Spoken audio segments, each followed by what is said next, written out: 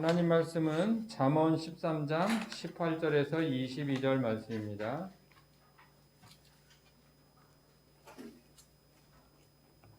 잠언 13장 18절에서 22절 말씀입니다. 훈계를 저버리는 자에게는 궁핍과 수욕이 이르거니와 경계를 받는 자는 존영을 받느니라. 소원을 성취하면 마음에 달아도 미련한 자는 악에서 떠나기를 싫어하느니라. 지혜로운 자와 동행하면 지혜를 얻고 미련한 자와 사귀면 해를 받느니라. 재앙은 죄인을 따르고 선한 보응은 의인에게 이르느니라. 선인은 그 산업을 자자 손손에게 끼쳐도 죄인의 재물은 의인을 위하여 쌓이느니라. 가난한 자는 밭을 경작함으로 양식이 많아. 22절까지입니다. 22절까지. 네, 22절까지 읽었습니다. 오늘은 잠언 설교 39번째 시간입니다. 그리고 오늘의 소제목은 순종과 지혜 그리고 경건 성도의 삶, 이런 제목으로 정하게 되었습니다. 본문을 통해서 하나님께서 성도의 삶이 어찌 해야 되는지 말씀을 해주고 계신데요. 첫 번째는 순종의 삶이다. 그리고 두 번째는 지혜로운 삶. 그리고 마지막 세 번째는 경건의 삶이 성도의 삶이라고 말씀하고 계십니다. 그래서 여러분들이 오늘 말씀을 들으면서 나는 하나님 말씀에 잘 순종하고 있는가? 또 삶 속에서 지혜로운 삶을 살고 있는가? 그리고 세속화되지 않고 경건에 힘쓰고 있는가? 이런 생각들을 여러분들이 해보면 좋겠고, 그래서 여러분들이 하나님 말씀 안에 점검받고 부족한 부분은 또 하나님의 은혜로 개선되어져서 다시 또 예배드리고 세상에 나가서 살아갈 때 여러분들의 이러한 순종과 지혜와 경건의 삶을 보고 사람들이 저 사람은 참 하나님 믿는 사람이구나, 예수 믿는 사람답구나, 이러한 소리를 들었으면 참 좋겠습니다. 그러면 성경에 예수님 말씀해 주시기를 너희들의 착한 행실을 보고 누구에게? 하늘에 계신 하나님께 영광 돌리게 하라, 이렇게 말씀해서 우리가 구원은 다 무상으로 은혜로 받았죠. 근데 삶 속에서 우리가 하나님을 나타내야 되는데 우리를 포함해서 이 땅에 많은 기독교인들, 그리스도인들이 신앙은 좋은데, 우리가 흔히 신앙 생활이라 하거든요.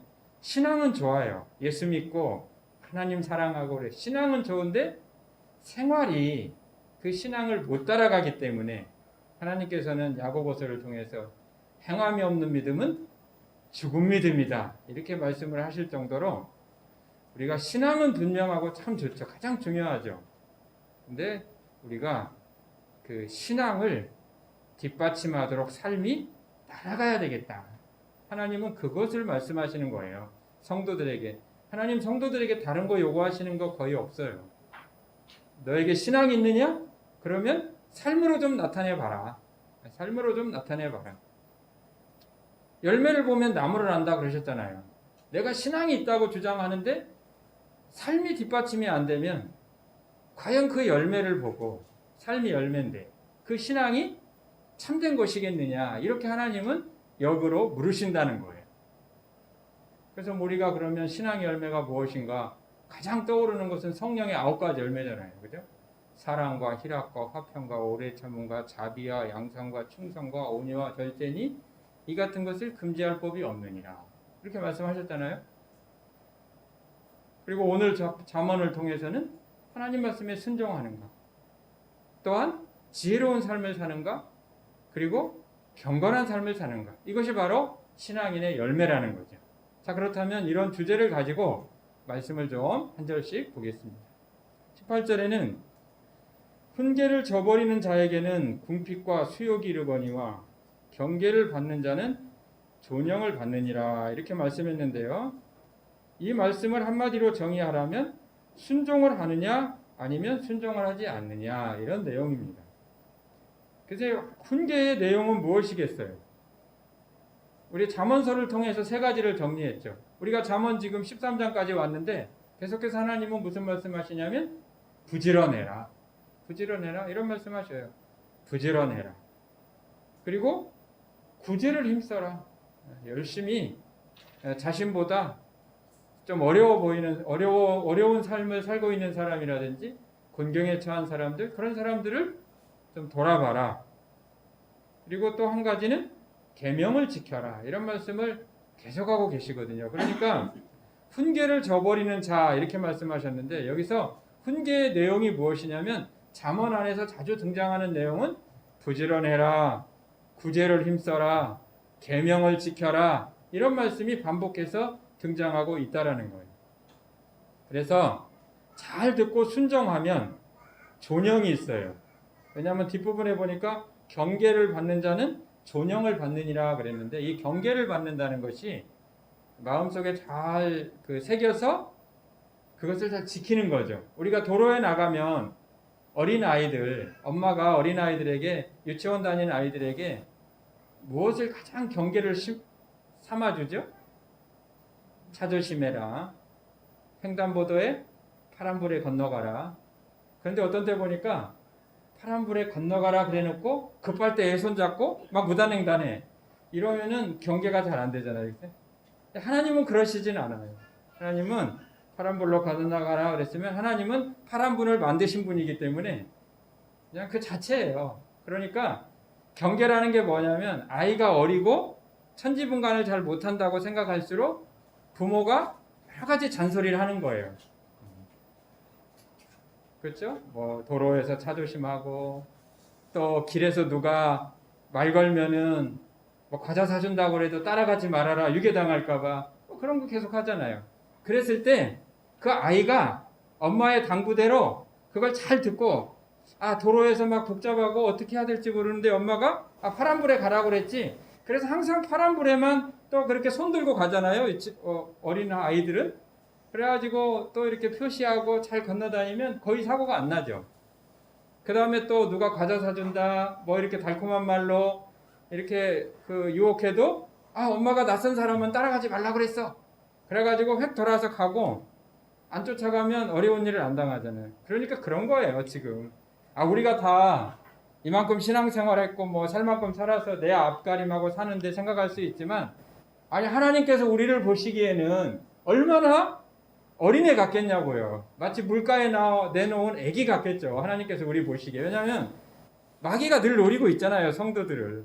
뒤에 말씀이 나오지만 지금도 우는 사자처럼 삼킬차를 찾아서 울부짖고 다니잖아요. 마귀가. 쉬지도 않고. 그러니까 하나님께서 보시기에는 우리가 물가에 내놓은 어린아이 같으실 거예요. 그러니까 눈동자같이 지켜주시고 우리 안에 성령을 보내주시고 또 천사를 불러 진치시고 그렇게 철통같이 보호하고 계셔도 이 마귀라는 놈이 에덴 동산 사건 아시잖아요. 얼마나 이게 간교합니까?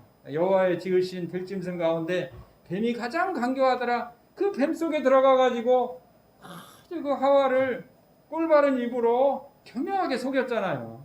그래가지고 사망과 이 참 저주가 우리에게까지 참으로 다행히 예수 믿는 은혜 주셔서 우리가 거기서 풀려났기 망정이지.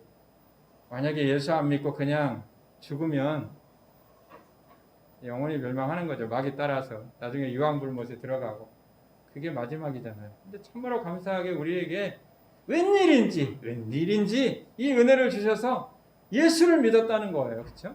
그래가지고 우리가 모든 사망 저주 다 물러날 뿐만 아니라 부활의 이 언약 받고 지금 이제 영원한 신랑을 기다리는 이 참 놀라운 복을 받았는데 그런데도 불구하고 마귀는 끊임없이 성도들을 지금도 노리고 있단 말이에요. 우는 사자처럼. 그러니까는 오늘 또 말씀하시는 거예요. 이 설교자로 세우신 저 종을 통해서 세 가지를 말씀하는 거예요. 야, 훈계 잘 받고 경계 삼고 그 말씀 좀 순종해 살아라. 이렇게 말씀하고 있음을 여러분들이 기억해야 되는 거예요. 순종해라. 순종해라. 순종하면 존영이 있다. 그러나 순종하지 아니하면 화를 당한다. 어려움을 당하잖아요. 뭐 엄마가 파란불로 가라고 그랬는데 빨간불 건너가 버리고, 누가 또 이렇게 과자 사준다 욕해도 따라가지 말라고 그랬는데 깜빡 잊어버리고 따라가고, 그러면 또 어려움이 생기니까 화를 당할 수 있다라는 거예요. 자, 그럼 이제 우리가 잠언을 볼 때 모든 성경이 다 똑같아요. 구약 성경 39권이. 근데 특히 잠언은 여러분들이 읽을 때 한 가지를 조심해야 돼요. 뭐를 조심해야 되냐면, 잠언을 읽으면 참 좋은 이야기가 많잖아요. 지혜로운 이야기. 그런데 그냥 일반 지혜를 얻는 삶의 처신의 정도에서 끝내면 안 돼요. 그렇죠? 거기에는 하나님의 말씀이기 때문에 그 안에서 하나님을 만나야 되고, 더 정확히는 예수를 만날 수 있어야 돼요. 잠언을 읽으면서도. 왜냐하면 모든 성경은 다 예수에 대해서 말씀하시는 거거든요. 그럼 그런 말씀이 어디 있냐면 이번 주 암송구절이에요. 요한복음 5장 39절로 40절에 있어요. 여기 PT에 있죠. 여기 같이 한번 읽겠습니다. 너희가 성경에서 영생을 얻는 줄 생각하고 성경을 연구하거니와 이 성경이 곧 내게 대하여 증언하는 것이니라. 그러나 너희가 영생을 얻기 위하여 내게 오기를 원하지 아니하는도다. 아멘. 여기 보면 유대인들에게 예수님께서 뭐라고 그러셨냐면, 자, 너희가 성경에서, 이 성경은 구약 성경이에요. 아직 예수님 지상에 계실 때니까 신약 성경은 안 써졌을 때예요. 구약의 말라기까지, 창세기에서 말라기까지 이 성경은 성경에서 영생을 얻는 줄 생각하고 성경을 연구한대요. 개역 한글에는 상고하니라 이렇게 돼 있죠. 이제 연구하거니와 이 성경이 곧 누구에 대하여? 누구에 대하여? 내게 대해. 내가 누구예요? 예수님이죠. 내게 대하여 증언하는 것이니라. 그러니까 성경을 통해서 누구를 만나야 되는 거예요? 예수를 만나야 되는 거예요. 유대인들도. 근데 예수가 하나님의 자녀, 하나님이신 예수께서 오셨는데 예수를 못 만나고 있어요. 유대인들이 지금. 그러니까 예수님이 답답하셔서, 야, 니네 창세기에서부터 말라기까지 잘 알고 있지? 특히 유대인들은 모세오경은 뭐 거의 우리 구구단 외우듯이 외운다고 생각하면 돼요. 그런 사람인데 안타깝게도 예수를 못 만나고 있어. 그러니까 오늘날 사람들이 교회 다니는 사람이든 안 다니는 사람이든 잠언을 막 열심히 읽어요. 또 시편이 문학 작품으로 뛰어나니까 막 읽어요. 그런데 거기서 예수를 안 만나면은 그냥 일반 책이나 마찬가지예요. 거기서 예수를 만나야 돼요. 왜 이야기를 길게 하냐면, 여기 이렇게 밑줄 그어놨잖아요. 우리 공부할 때 선생님이 중요한 건 밑줄 치라고 하잖아요. 그죠? 이거 밑줄 친 거예요. 이거 잘 이해를 해야 돼요. 밑줄이 뭐예요? 예수를 통해 성취하신 구약 성경을 하나님의 관점에서 이해할 때. 그러니까 이제 특히 잠언에 나오는 많은 이야기들이 그냥 처신의 문제가 아니라, 삶의 지혜가 아니라, 그것도 있지만 그것을 통하여서 예수를 만나고 영적으로 이해를 할 수 있어야 된다. 그런 거예요. 그래서 그런 관점에서 볼 때, 자, 예수 복음을 잘 듣고 믿어 순종하면 영생과 영복을 누리지만, 그렇잖아요? 그 다음에 예수 복음을 무시하며 귀 닫고 믿지 않으면 지옥의 고통, 이것이 수욕과 궁핍이라 이거예요. 지옥의 고통을 영원히 받게 된다. 그러니까 이제 18절 말씀을 정리하면, 기본적으로 우리가 살아가면서 하나님 말씀을 순종하면 이 땅에서도 존영이 있지만, 거기에 담겨두신 하나님의 원래의 그 하시고자 하는 뜻은 무슨 말씀이냐면, 예수를 믿어서 순종하고 살면 영생에까지 존영이 있지만, 예수 복음을 귀담아 무시하고 듣지 않고 거부하면은 결국은 영원한 멸망을 초래하게 된다. 그래서 순종이 매우 중요하다. 19절, 소원을 성취하면 마음에 달아도 미련한 자는 악에서 떠나기를 싫어하느니라. 아멘. 이랬는데요.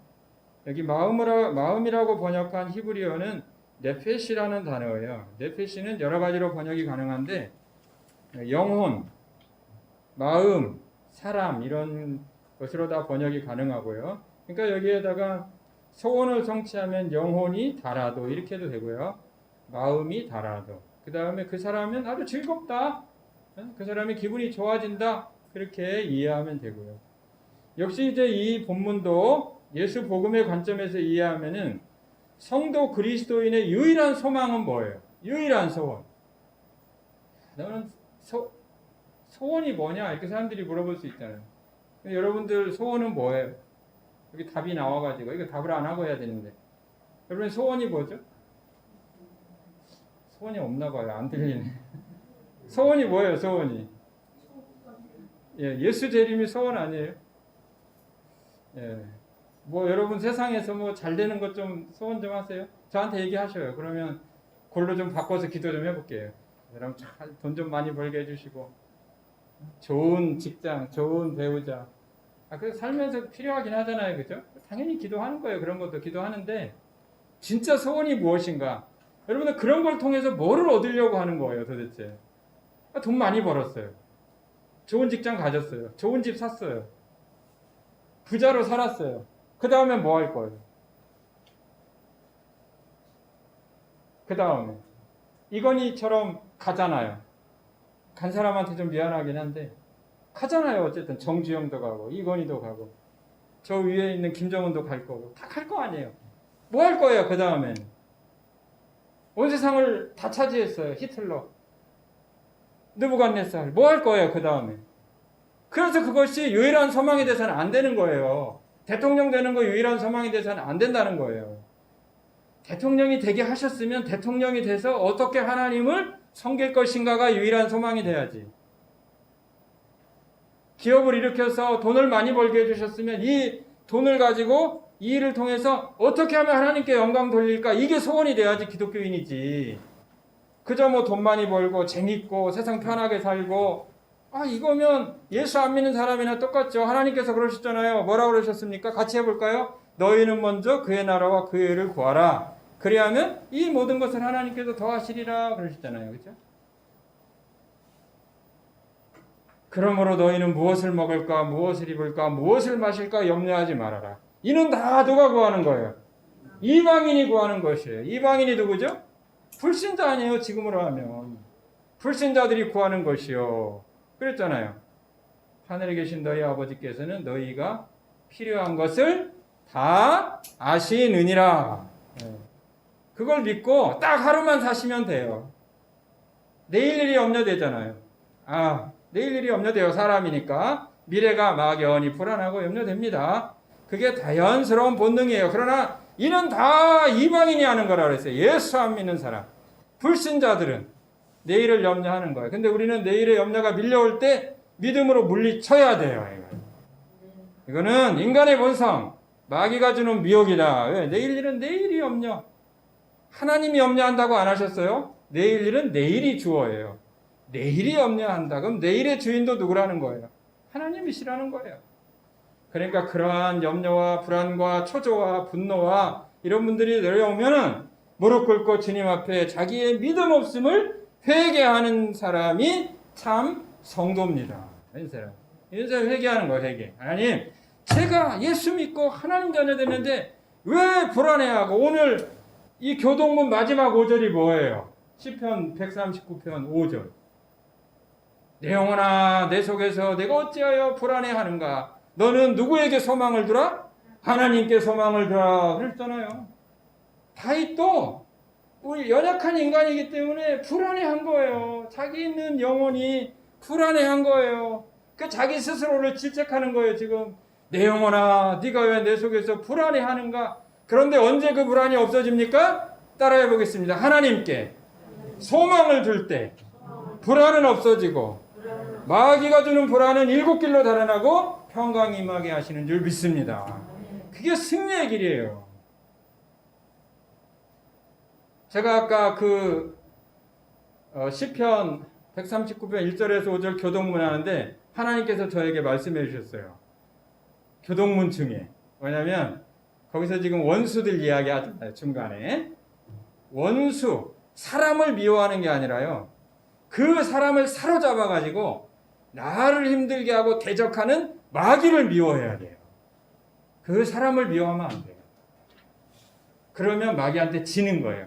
사람은 믿음의 대상도 아니고 증오의 대상은 더욱도 아니고 사람은 무조건 사랑의 대상이에요. 사람은 무조건 사랑해줘야 되는 거예요. 그 사람이 내 뺨을 쳤던 내 돈을 가져갔던 어떻게 나를 행했던 그 사람을 사랑하려고 애를 써야 돼요. 그리스도인은. 그럼 누구를 미워해야 되겠어요? 그 사람을 사로잡고 흔들어대고 나를 대적하는 마귀를 미워해야 돼요. 그리고 기도를 어떻게 해야 되느냐? 그 마귀를 대적하고 마귀를 물리치는 기도를 할 때 그 사람을 더욱 사랑하게 되고 그 사람이 변화하고 그 사람을 전도하고 그래서 하나님의 나라가 모두에게 임하는 거예요. 사람을 미워하면 그럼 마귀한테 지는 거예요. 그러면 내 문제도 어떻게 해야 되느냐? 내 문제도 문제에 매달리면 패합니다. 문제에 매달리면 패하고 이 문제를 일으키는 마귀를 물리치고 그리고 내가 문제에 매달리지 않고 내 영혼이 왜 내 속에서 불안해하느냐? 문제에 매달리니까 불안한 거예요. 그런데 그럴 때 하나님을 생각하고 하나님께 소망을 둬야 돼요. 하나님. 그래서 하나님을 부르짖고 하나님을 찾는 거예요. 하나님의 공의를 찾고. 여러분 하나님의 공의가 뭔지 아십니까? 공의하면 우리는 그냥 세상의 법률과 헌법대로 딱 잘못하면 벌 받고 잘하면 상 받고 이걸 공의로 생각하죠. 세상에서는. 근데 성경에 등장한 하나님의 공의는 그게 아니에요. 여러분 미가서 나중에 집에 가서 한번 읽어보세요. 하나님의 공의는 그게 아니에요. 하나님의 공의는. 하나님의 공의는 뭐 잘하면 그 욥기가 그게 처음에 원래 권선징악을 가지고 논했던 건데 욥의 친구들하고 그걸로 해결이 안 나요. 욥기에서. 하나님의 공의는 무엇이냐면 하나님의 공의는 하나님이에요. 그냥. 좀 어렵죠. 무슨 뭐 철학하는 것도 아니고. 하나님의 공의가 하나님이라는 건 뭐냐면 하나님은 우리 지난주에 추수감사절에 하나님께서 뭐 행한 거에 감사가 아니라 뭐에 감사였어요? 여호와께 감사하라. 하나님께 감사죠. 그 다음에 신들 중에 뛰어나신 하나님께 감사하라. 주들 중에 뛰어나신 주께 감사하라. 아도나이. 그리고 마지막 29절이 뭐예요? 하늘의 하나님께 감사하라. 행한 것을 가지고 공의를 따지면 이건 세상의 사람의 수준이고 하나님의 공의는 뭐냐면 하나님 자체예요. 여호와, 하나님, 주님, 하늘의 하나님, 땅을 다스리는 분. 그래서 우리는 하나님께 소망을 두라는 게 뭐냐면 기도할 때 그냥 하나님 자체에게 다 맡기는 거예요. 내가 감옥을 가든 집안이 망하든 회사가 망하든 아니면 내가 승리를 하든 성공을 하든 그걸 다 하나님께 맡기는 거예요. 그냥. 그래서 제가 그랬죠. 지난주 설교에 아니 만약에 그럼 애굽에서 구원 안 해줬으면 불평할 거예요? 아모리 왕 시온 안 죽였으면 불평할 거예요? 바산 왕 옥을 안 죽였으면 불평할 거예요? 가나안 안 들여보냈으면 불평할 거예요? 사람은 그걸 공의로 생각해요. 그 수준에서. 근데 하나님의 공의는 그게 아니라니까요. 애굽에서 안 탈출시켰어도 감사요. 바산 왕 옥, 아모리 왕 시온 안 죽였어도 감사요. 그냥 다 감사하는 거예요. 하나님으로 사는 사람은. 그래서 지금 시편 기자가 뭐라 그러냐면 야, 너 그거 믿음 있는데 신앙 있는데 그런데도 왜 불안해 도대체? 그러지 말고 너 네 안에 있는 믿음의 사람은 하나님께 소망을 둬. 그거 하나님께 소망을 둬. 그러면은 결과에 연연하지 아니하면 하나님만 생각하고 바라보면 평강이 물밀듯이 밀려오는 거예요. 그것이 참지예요. 그게 참지. 그것이 공의예요. 그러니까 공의를 가지고 우리는 얕게 하나님의 공의는요 대단히 깊고 심오합니다. 그래서 거기에다가 우리의 인생에 초점을 두고 살아야 돼요. 그래서 우리가 소원을 성취한다 그러면 소원이 뭐냐? 기독교인의 소원은 예수 재림이에요. 어떤 성도든지 예수 재림의 소망을 두고 밤이나 낮이나 신랑 예수만 기다리고 살면요. 그러면 세상은 다 정복이 됩니다. 관리가 됩니다. 그렇다고 뭐 일도 하지 말고 직장도 가지 말고 어떤 뭐 무슨 선교회, 담임 선교회 이런 데처럼 뭐 이런 거 하라는 뜻은 아니잖아요. 그죠?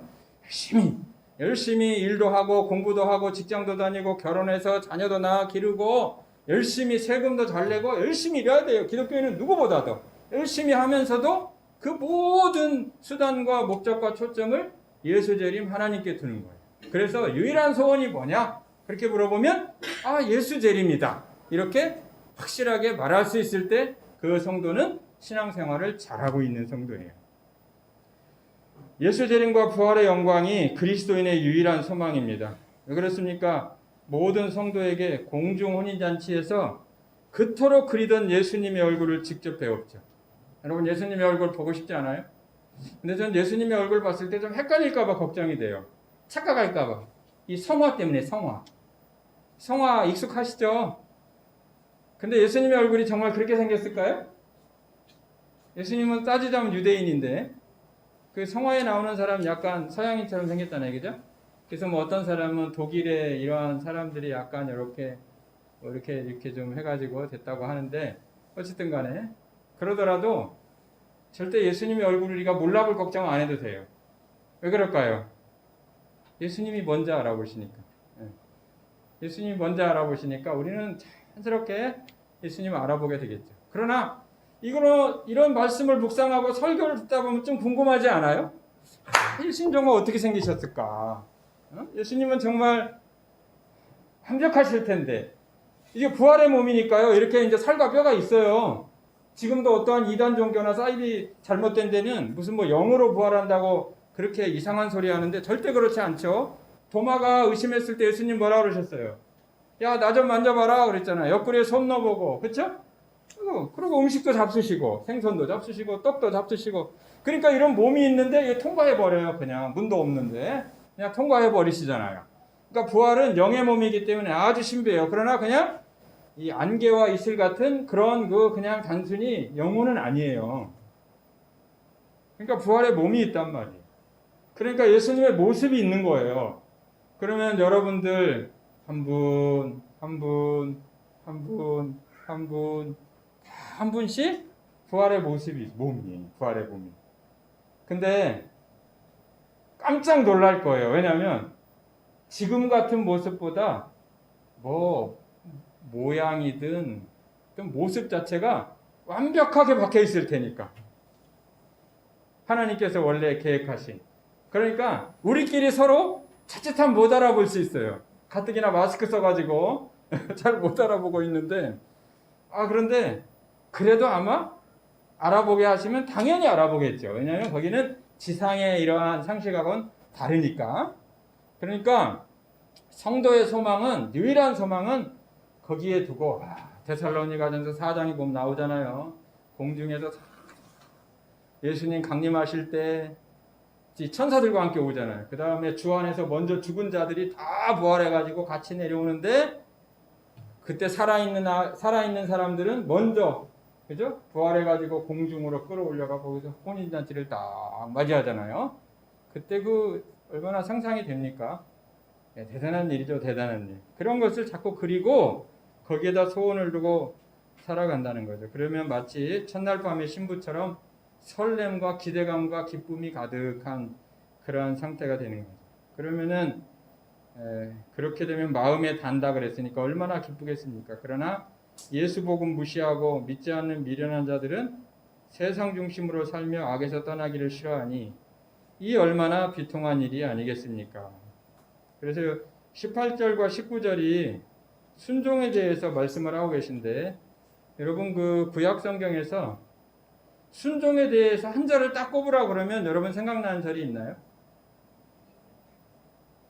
뭐 여러 가지 있을 수 있죠. 뭐 이삭 제물을 바친 것도 있고 많이 있을 수 있어요. 그런데 설교 준비하면서 생각난 것은 사무엘상 15장 22절에 잘 하시는 말씀이죠. 순종이 제사보다 낫고 듣는 것이 순양의 기름보다 낫다.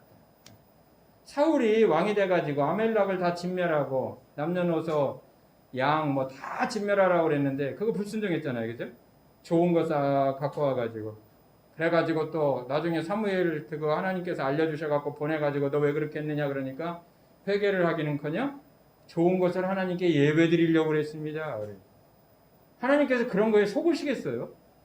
속일 사람을 속일 존재를 속여야지. 그러니까 그때 나온 말씀이잖아요. 야, 하나님께서 이거 기뻐하시겠냐?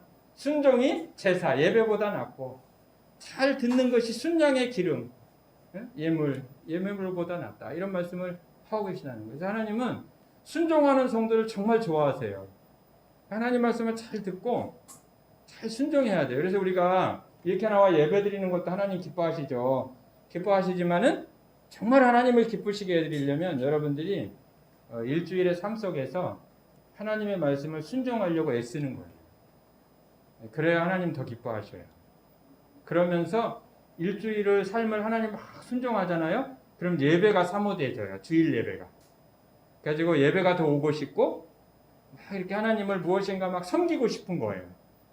근데 일주일의 삶이 그냥 왠지 세상에 바쁘고 세속화되어 있고 그러면은 교회를 오는 게 힘들어요. 주일날 안 올 수는 없고 또 눈치도 보이고 또 누가 이야기하고 그래서 또 안 가자니 마음에 또 깨림칙하고 그래서 오긴 오는데 주일 예배도 그냥 형식화가 되기 쉬운 거예요.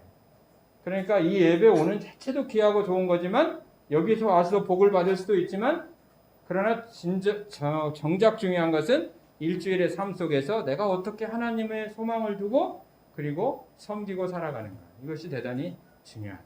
그래서 하나님께서는 순종을 대단히 중요하게 생각하시고 좋아하신다. 잘 기억하셨으면 좋겠습니다. 20절에는 지혜로운 자와 동행하면 지혜를 얻고 미련한 자와 사귀면 해를 받느니라 이렇게 말씀했는데요. 지혜의 원천이시며 지혜 자체이신 분은 누구시죠? 우리 구주 예수 그리스도시죠. 그러므로 예수님과 동행하는 자는 예수님처럼 지혜로운 자가 되죠. 자, 그럼에도 성도가 살아가면서 나는 참 지혜가 부족하다 생각이 들 때는 어떻게 해야겠습니까? 하나님께 지혜를 구하면 지혜이신 하나님께서 지혜를 넉넉히 주신다. 이것을 기억하는 거예요. 야고보서 1장 5절 같이 읽겠습니다. 너희 중에 누구든지 지혜가 부족하거든 모든 사람에게 후히 주시고 꾸짖지 아니하시는 하나님께 구하라. 그리하면 주시리라. 아멘. 그랬죠. 지혜하면 구약 성경에서 예수님 말고 누가 생각나요? 지혜. 물어보나마는 솔로몬이죠, 그죠? 솔로몬. 열왕기상 3장 쫙 나오잖아요. 솔로몬이 1,000번째 드려갖고 하나님께서 야 내가 너 뭐 줄까 그랬더니 이 많은 백성 내가 어떻게 재판합니까? 나는 어린데. 그랬더니 하나님께서 그 기도를 너무 마음에 들어 하셨어요. 야, 네 기도 참 내 마음에 든다. 왜? 네가 부귀도 구하지 않고 장수도 구하지 않고 원수 물리쳐달라고도 기하지 않고 내 백성을 어떻게 하면 재판할까? 잘 섬길까? 이걸 구하니 내가 얼마나 기쁘냐. 그러면서 너한테 그냥 전무후무한 지혜를 주겠다. 너 전무후무한 지혜를 주고 네가 구하지 아니한 부귀영화도 그냥 다 주겠다 그랬었잖아요. 얼마나 기분이 좋으셨는지. 그렇게 해가지고 이제 실증을 하나 딱 하시죠. 신뢰. 하나님은 항상 보면 말씀하시고 예수님도 그러세요. 뒤에 보면 실제 예를 하나 들어요. 실제 예. 그래갖고 갑자기 누가 찾아와요? 두 여인이 찾아오잖아요. 여인 둘이. 이렇게 이제 몸으로 이렇게 생활해야 되는 그런 어려운 여인들이 있는데 두 여인이 찾아와가지고 뭐를 송사해요? 들여와서 이래요. 한 여인이 내가 이 여인하고 한 집에 사는데 둘이 똑같이 이제 이 아이를 가져갖고 내가 아이를 낳았어요. 근데 3일 있다가 이 여인도 아이를 낳는데 아니 내가 아침에 일어나 보니까 내 품에 있는 아이가 그냥 죽어버린 거예요. 그래가지고 어떻게 된 건가 하고 젖을 먹이려고 보니까 죽어있어서 가만히 보니까 내 아이가 아닌 거예요. 그래갖고 뭐를 알게 됐냐면 바로 이 여인이 그냥 애 위에 누워가지고 애가 죽었는데 그래놓고는 이 여인이 머리를 굴린 거죠. 내가 잠잘 때 아이를 바꿔치기 해버린 거죠. 바꿔치기. 그래갖고 죽은 아이는 나한테 올려놓고 내 아이는 데려가서 자기가 자기 아이처럼 한 거예요. 그러니까 이제 이걸 갖고 와서 송사하는 거예요. 이 억울함을 풀어달라고. 그러니까 솔로몬이 어떻게 해요? 야, 칼 가지고 와. 칼. 칼 가지고 와. 그래가지고 뭐라 그래요? 사람들이 다 놀랬을 거 아니에요. 왜 칼을 가지고 오라 그러지? 칼 가지고 와. 그랬더니 여기 살아있는 애를 반으로 쪼개가지고 어차피 누구 건지 모르겠으니까 반은 이 여인에게 반은 저 여인에게 주라 그러니까 성경에 그러죠. 사나이 엄마의 마음이 막 불붙는 것 같다고. 얼마나 애가 타겠어요. 자기 새끼가 죽게 생겼으니까. 그러니까 솔로몬한테 뭐라 그럽니까? 나 안 가져도 좋으니까 저 여인한테 주세요. 근데 또 친엄마가 아닌 그 누구예요? 그 여자는 어떻게 얘기해요? 그래요. 반 나눠줘요. 반 나눠줘요. 그러니까 솔로몬이 야, 저 여인이 진짜 엄마다. 그러면서 영 판결을 내리니까 사람들이 다 두려워했다고 되어 있어요. 성경에. 주변에 있는 사람이 다 두려워한 거예요. 왜냐하면은 따라해볼까요? 여호와의 지혜가 솔로몬에게 있음을 사람들이 봄이라. 사람들이 다 본 거예요. 그러니까 하나님의 지혜가 있구나. 여러분 삶에 있어서 살다 보면 난제가 있죠. 어떻게 해결해야 되지? 그럴 때 야고보서 1장 5절에 오늘 뭐라 그랬어요? 지혜가 부족하거든 후히 주시고 꾸짖지 아니하시는 누구에게 구하래요? 하나님께 구하라. 그리하면 주시리라. 내가 어떻게 할까 고민하지 말고 하나님께 기도하세요. 하나님, 제 안에 예수님 계신데, 하나님, 제 안에 성령님 계신데 지혜 주십시오. 그래가지고 기도하면서 하나님께서 지혜를 주시잖아요. 틀림없이 주셔요. 성경에 약속하시면 하나님 반드시 주시게 돼 있어요. 그럼 지혜를 주시면 그냥 내 판단 뒤로 하고 그 지혜대로 말하고 지혜대로 판단하고 지혜대로 살면 돼요. 그러면은 나중에 어떤 일이 벌어지는지 아세요? 야, 너 어떻게 그렇게 기가 막힌 말을 하고 기가 막힌 판단을 하고 지혜를 얻었어? 이렇게 사람들이 그런단 말이에요. 그러면은 하나님께서 다 주신 거야. 그럼 간증도 되고 전도도 되고 얼마나 좋습니까? 그러니까 바람이 불어야 배가 빨리 가듯이 옛날 동력이 없을 때 우리가 그냥 아무 읽고 없고 평강하면 너무 좋지만 하나님께서는 가끔 바람을 불게 하시는 거예요. 그게 시련이라는 거죠. 야고보서 1장 5절을 읽었지만 그 앞에는 내용이 뭐예요? 시련을 만나고 시험을 만나고 여러 가지 시험을 만나거든 기쁘게 여겨라. 그럼 그 말씀이에요. 이게 지금 연결되는. 왜냐하면 믿음의 시련이 인내를 만들어낸 줄 알미라. 그래가지고 인내는 이제 왜 그러면 시련을 주느냐? 모든 것에 부족하지 않도록 구비시켜가지고 온전한 성도로 만들어 가시는 하나님의 또 하나의 훈련 방법이다. 그래서 어려운 일이 있고 곤란한 일이 있고 그러면 거기서 낭망하고 좌절하고 세상 사람처럼 한숨 쉬지 말고 하나님 앞에 기도하면서 그러면 불신도 회개하고 불순종도 회개하고 세속도 회개하고 성결로 나가면서 하나님 근데 이거 어떻게 해요? 그러면은 지혜 구하면요 하나님께서 그냥 알아서 홍해 다 갈라놓으실 수도 있고 어떤 때는 가가지고 나를 통해서 그 문제를 다 해결하게 하시는 놀라운 하나님의 역사를 경험하는 거예요. 그게 신앙생활의 재미죠. 그게 신앙생활의 재미예요. 그래야 눈에 보이지 않는 하나님을 그래야 하나님 살아서 역사하시는구나. 또 이러면서 또 간증하고 말이죠. 이거 얼마나 신나는 일입니까? 그러나 미련한 자 마귀하고 사귀어 살면 해를 당하게 되죠. 자, 에덴 동산에서 뱀과 사귀다가 하나님께서 금하신 선악과를 따먹어 사망을 초래한 하와를 생각해 보십시오. 하와가 그냥 마귀 딱 물리쳐 버렸으면 끝날 일이에요. 그렇죠? 그냥 괜히 말 섞어 가지고 이렇게 된 거 아니에요? 사람도 성도도 죄를 질 때 단계적으로 들어가요. 이게 그래서 아니다 싶으면 딱 잘라버려야 돼요. 유혹하는 불신자들, 세상에서 나를 미혹하는 거를 딱 잘라야 돼요. 할례가 뭐예요? 딱 끊는 거예요. 근데 그러지 못하고 마음이 약하고 관계가 있고 그러니까 이 흔히 이야기하는 개구리가 자기 죽는지 모르고 원래 개구리를 뜨거운 물에 팍 넣으면 팍 나온다면서요. 근데 이렇게 좀 적당한 물에다가 서서히 물을 데핀다며요. 그럼 나중에 개구리가 다 익사하잖아요. 그러니까 우리가 수렁이나 늪이나 다 빠질 때도 원리가 똑같아요. 서서히 들어가는 거예요. 그러면 모르다 그냥 다 죽는 거나 마찬가지로 마귀가 나 마귀야 하고 나타나면 누가 친구하자 그러겠어요. 광명의 천사로 가장해가지고 아주 세상에 착하고 그냥 선하고 이런 사람으로 나타나니까 거기 깜빡 속는 거죠. 그래서 성도는 늘 기도하면 항상 경계할 수 있어요. 그래서 누군가 미혹하거나 이런 사람들이 할 때는 딱 끊을 수 있어야 돼요. 딱 단절하고 그러면 안 넘어가요. 그런데 이런 마귀의 전법을 모르고 사귀어서 살기 시작하면 하와처럼 되는 거예요. 아까 전했지만 지금도 마귀는 마치 울부짖는 사자와 같이 성도를 유혹하여 죄를 짓도록 유혹함으로써 성도와 하나님과의 친밀한 관계를 깨뜨리기 위해서 잠도 자지 않아요. 아직 혈안이 돼 있어요. 베드로전서 5장 8절 같이 읽겠습니다. 근신하라 깨어라 너희 대적 마귀가 우는 사자같이 두루다니며 삼킬 자를 찾나니. 아멘. 자, 성도가 마귀에게서 승리하려면 어떻게 해야 되죠? 세 가지입니다. 같이 해볼까요? 근신하라 깨어라 대적하라. 예. 근신하라 깨어라 대적하라 이렇게 돼 있어요. 근신하라는 헬라어는 네파테라는 단어인데 놀랍게도 문자적인 뜻이 술 취하지 말라. 놀랍죠? 번역해서 근신하라 그래가지고 이게 뭔 얘기인가 했더니 무슨 뭐 금식하고 일하는 얘기인가 이랬는데 네파네라는 단어는요 그 와인 드럼큰이에요. 술 취하지 말라는. 그래서 요새 시대에 저희 청년 때만 해도 술 먹는 거 큰 죄로 여겨가지고 아주 엄격하게 금했거든요. 교회에서 그때만 해도. 그리고 제가 예수사관학교에 수련회 갔더니 거기 화장실 가는 길에다가 그거 붙여놨다고 했잖아요. 뭐라고 붙여놨어요? 마귀가 바쁘면 술을 보낸다. 지금 생각하면 명언이에요, 참.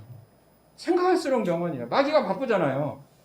근데 마귀가 바쁘면 술을 보낸대요. 그 사람들은 요새는 뭐 맥주 한두 잔 던져 술도 아니야. 뭐 포도주, 예수님도 포도주 마셨는데 뭐 그러면서 술을 우습게 생각하거든요. 근데 술은요, 절대 우습게 생각하면 안 돼요. 술이 제일 좋은 거는 딱 끊는 거예요. 안 마시는 거. 그게 왜 그러냐면 술 취하지 말라라고 했기 때문에 나는 그럼 뭐 술 안 취할 정도로 마시지 뭐. 술 마셔본 분은 알 거예요. 술 마시면요, 한 번도 안 취할 수 없습니다. 10번에 9번은 안 취할 수 있지만 한 번은 취하게 됩니다. 그럼 마귀가 그걸 파고드는 거예요. 그래가지고 기죽게 만들어요. 만약에요, 술만 없다면 세상에 범죄가 절반 이상 줄어들 거예요. 사람이 실수하고 넘어져가지고 어이없게 행동하는 게 다 뭐 때문인지 그런지 아십니까? 술로 시작되는 거예요. 그래서 술은 성도에게 아주 죄악으로 가는 하나의 첩경, 루트가 돼요. 그러니까 술은 딱 끊는 게 제일 좋아요. 술은 아주 그냥 보지도 말라요. 그 성경에 어떤 사람은 그래요. 아니 뭐 술 취하지 말라고 그랬지 먹지 말란 말이 어디 있냐. 그런데 성경을 읽어보면요, 술은 보지도 말라는 말씀도 있어요. 보지도 말라, 보지도 말라, 보지도 말라. 그 술을 보면 그랬죠 또 이게 술 취하지 말라. 이는 방탕한 것이니 어디에 취하라? 성령에 취하라 그랬죠. 대조로 딱 나와요. 그러니까 성령에 취하면 술 취하고 싶지 않아요. 술 먹고 싶지 않아요. 기도해가지고 막 가슴이 뜨겁고 어떻게 하면 하나님을 섬길까 막 그렇잖아요. 연인이 지금 사랑해가지고 너무 사랑에 불이 붙었는데 다른 사람이 와서 유혹한다고 뭐 쉽게 넘어가겠어요? 근데 이제 왠지 서로 메마르고 권태기가 오고 그래갖고 사이가 뜸할 때 누가 유혹하면 탁 넘어갈 수 있잖아요. 마찬가지예요. 그러니까 하나님하고 막 사랑이 뜨거워서 막 가슴이 하나님만 보면 막 뜨거운데 막 술 마시고 싶지도 않아요. 근데 언제 술 마시고 싶은가? 과거에 마셨는데 끊긴 했는데 왠지 하나님하고도 또 이렇게 드라이해지고 멀어져가지고 뭔가 그러니까 술 생각이 나는 거예요. 근데 하나님하고 긴밀하고 성령이 충만하면 술 생각도 나지도 않는다. 그래서 그럼 마귀를 대적한 첫 번째 뭐를 제시했냐면 뭐를 제시했어요? 술 취하지 말라는 거예요. 마귀는 술을 갖고 도니 그게 근신하라예요. 근데 급하고 강한 명령이라고 적어놓은 게 뭐냐면 저 헬라어에서 명령이 두 종류가 있어요. 현재 명령은 부드러운 명령이에요. 권고 정도. 근데 저거는 군대 성격이에요. 급하고 즉시. 그 다음에 강하게. 그래서 술 마시는 성도는 딱 끊어야 돼요. 내일이라도. 딱 끊어야 돼. 바로 딱 끊어야 된다. 그거를 강조한다는 거예요. 그 다음에 두 번째는 깨어라요. 깨어라. 깨어라는 그레고레 사테라고 그러는데 이것은 주시하라예요. 계속 바라보라는 거예요. 여러분 그 고대 전투에서 그때는 뭐 CCTV도 없고 아무것도 없잖아요. 이런 첨단 장비가. 그러니까 파수꾼들이 밤새 잠 안 자고 이렇게 주시했죠. 이렇게. 그게 바로 깨어라예요. 잠을 자지 말라는 거예요. 영적인 잠을 자지 말라는 거예요. 성도에게. 육신의 잠은 자야 되겠죠. 근데 성도가 영적인 잠을 자면 마귀한테 먹힌다는 거예요. 그러니까 항상 깨워야 돼. 깨워야 돼. 깨워라. 그런 뜻이에요. 이것도 급하고 강한 명령이에요. 그리고 마지막 세 번째는 대적하라예요. 대적하라. 안티스테테는 마주 서라예요. 대적하라. 로마 옛날에 전법이 뭐예요? 로마군들 완전 무장하고 이렇게 딱 서잖아요. 그죠? 딱 서갖고 창 들고 딱 있잖아요. 근데 로마 군인들이 밑에 징 박았다고 알려져 있어요. 그리고 징을 박으니까 어떻게 돼요? 적군이 밀고 들어와도 물러서기가 어려워요. 왜? 징이 박혀 있으니까. 그게 바로 오늘 본문이에요. 이게 대적하라. 그러니까 피하지 말고 마귀를 딱 하고 대적하고 서라. 근데 조건이 있어요. 이 대적하라에는 뭐가 있냐면은 믿음으로 굳게 서서. 앞에 믿음이 있어요.